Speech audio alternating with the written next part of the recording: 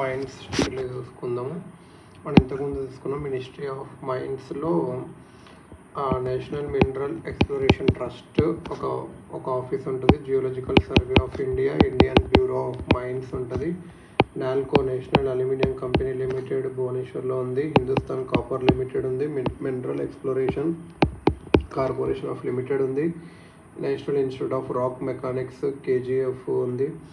District mineral foundation mining డిస్ట్రిక్ట్స్లో ఉంది. అంతకుముందు national institute of miners health ఉండే, దాన్ని ఇప్పుడు నేషనల్ ఇన్స్టిట్యూట్ ఆఫ్ ఆక్యుపేషనల్ హెల్త్కి ఐసీఎంఆర్ దాని కిందకి మార్చారు.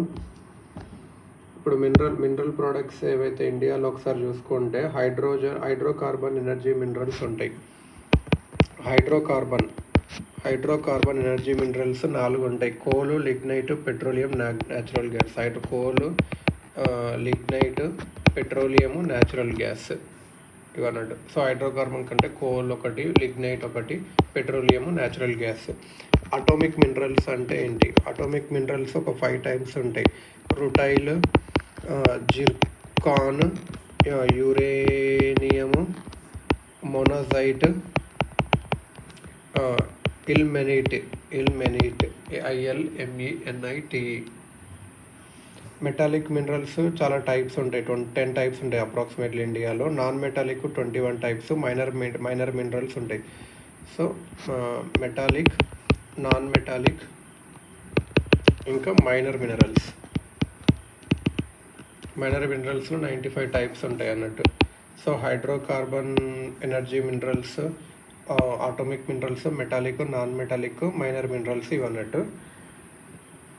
Regulation of mines and mineral development ఇది యూనియన్ లిస్ట్ కింద వస్తుంది. రెగ్యులేషన్ ఆఫ్ మైన్స్ ఇంకా mineral development. Regulation of mines and mineral development ఇది యూనియన్ లిస్ట్ కింద వస్తుంది. మైనర్ మినరల్స్ ఏవి అంటే ఈ లెజిస్లేషన్ కానీ, రాయల్టీ కానీ, అడ్మినిస్ట్రేటివ్ వర్క్ కానీ ఇదంతా స్టేట్ డొమైన్ కింద వస్తుంది. ఎలాంటివి అంటే sand, mica, marble, granite, agate, chalk, gypsum ఇలాంటివన్నీ చిన్న సేల్. మేజర్ మినరల్స్ అనేటివి ఏదైతే మైనర్ మినరల్స్ లేదో అంత మేజర్ మినరల్ అంటారు. యూనియన్ వస్తుంది. బాక్సైట్ కానీ, ఐరన్ కానీ, కోల్ కానీ, పెట్రోలియం కానీ, న్యాచురల్ గ్యాస్ కానీ ఇవన్నీ. National mineral policy 2019.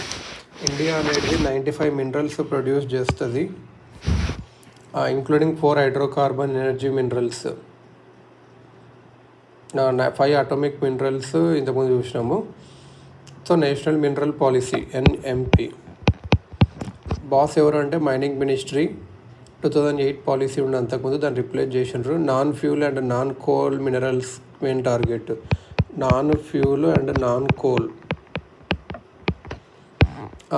అంటే ట్రాన్స్ఫర్ ఆఫ్ మైనింగ్ లీజెస్ ఒక కంపెనీ నుంచి ఇంకో కంపెనీకి చేయొచ్చు. సో మెర్జర్ అండ్ అక్విజిషన్లో హెల్ప్ అవుతుంది. ఇండస్ట్రీ స్టేటస్ ఇస్తాం మైనింగ్కి.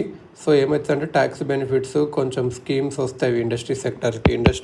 మైనింగ్కి ఇండస్ట్రీ స్టేటస్ ఇస్తారు. ఇండియాస్ మైనింగ్ ట్యాక్సేషన్ని యూనిఫామ్ చేస్తాం, హార్మోనైజ్ చేస్తారు. రాయల్టీ రేట్స్ కూడా గ్లోబల్ బెంచ్ మార్క్స్కి. 100% FDI ఉంది ఆల్రెడీ మినరల్ ఎక్స్ప్లోరేషన్లో.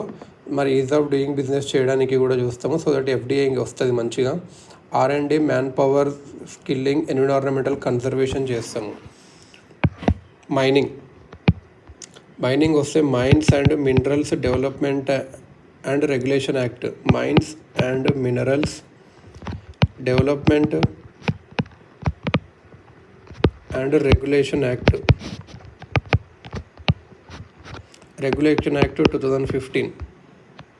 మైనింగ్ లీజ్ అంటే ఏంటంటే will be granted only through auction ద్వారానే చేస్తారు. Discretionary allotments to any company ఉండవు.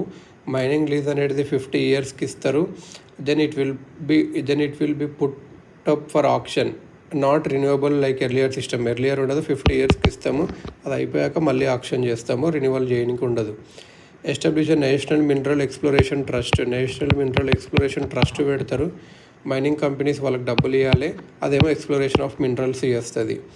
నాట్ ఫర్ ప్రాఫిట్ ఒక ట్రస్ట్ డిస్ట్రిక్ట్ మినరల్ ఫౌండేషన్స్ అని మైనింగ్ డిస్ట్రిక్ట్స్లో ఎక్కడైతే జరుగుతుందో అక్కడ ఎస్టాబ్లిష్ చేయాలి district mineral foundation. Mining companies దానికి మనీ ఇవ్వాలి. డిఎంఎఫ్ వచ్చేసి వెల్ఫేర్ ఆఫ్ పీపుల్, ఆ డిస్ట్రిక్ట్లో ఉన్న వెల్ఫేర్ ఆఫ్ పీపుల్ యూజ్ చేస్తుంది ఎవరైతే మైనింగ్ రిలేటెడ్ ఆపరేషన్స్ ద్వారా ఎఫెక్ట్ అయ్యారో. State government to describe the administrative structure and guidelines of DMFs, higher penalties and jail terms for illegal minings. ఇదన్నట్టు.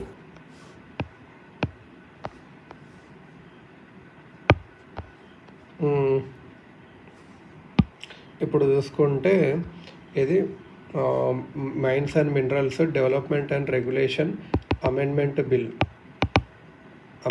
Bill or act 2000లో 2021లో వచ్చింది. దాని అమెండ్మెంట్ డెవలప్ ఆఫ్టర్ ఏం చేసిండ్రంటే యూనియన్కు ఫస్ట్ ముందేమంటే union government could restore to reserve any mine a particular end use. అంటే future ఇప్పుడు ఏం చేసినాడు ఆ తర్వాత when new mines are auction no mineral can be reserved for captive use. అంటే ఫస్ట్ అప్పుడు ఏముండదంటే ఒకవైపు ఒక కంపెనీకి ఒక ఐరన్ ఓర్ మైన్ అలాట్ చేసిండ్రు అనుకో, తను ఈ could only use its ore for his own steel ప్లాంట్కే వేసుకోవచ్చు, తను ఎక్స్పోర్ట్ చేయకూడదు. అది క్యాప్టివ్ మైన్స్ అన్నట్టు. క్యాప్టివ్ మైన్స్ అప్పుడు ఉండే, ఇప్పుడు అట్లా క్యాప్టివ్ మైన్స్ అది అట్లా ఏం లేదు. ఇప్పుడు ఒకవేళ న్యూ మైన్స్ ఆక్షన్ అయితే ఆ మినరల్ అనేది క్యాప్టివ్ యూస్కి అనేం లేదు. ఆ మైనింగ్ కంపెనీ ఏమన్నా చేయొచ్చు, తను ప్రొడ్యూస్ అన్న చేయొచ్చు, వేరే వాళ్ళకన్నా అమ్మేయచ్చు. క్యాప్టివ్ని తీసేశారు. అంతకుముందు ఇప్పుడు ఏంటంటే union government will specify time period within which state government must complete the auction, otherwise union government will do.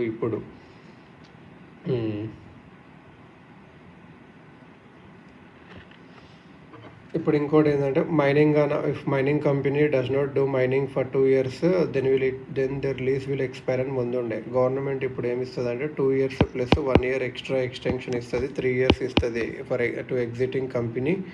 Total 3 years relief ఇస్తుంది in case company could not start the mining process చేయకపోతే ఏదన్నా కొంటే పెంచారు అన్నట్టు. So ఇదన్నట్టు. ఇప్పుడు mining చూసుకుంటే coal చూసుకుందామా.